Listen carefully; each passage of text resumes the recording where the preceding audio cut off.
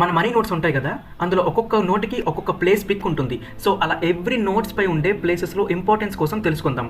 అందులో first 10 rupees note నుంచి start చేద్దాం. 10 rupees note 10 rupees note back side చూసుకుంటే కోనార్క్ టెంపుల్ కనిపిస్తుంది. ఈ టెంపుల్ గుర్రపు రథం థీమ్లో ఉంటుంది. 7 హార్సెస్ 12 pairs ఆఫ్ వీల్స్, అంటే టోటల్గా 24 వీల్స్తో రథం షేప్లో ఉంటుంది.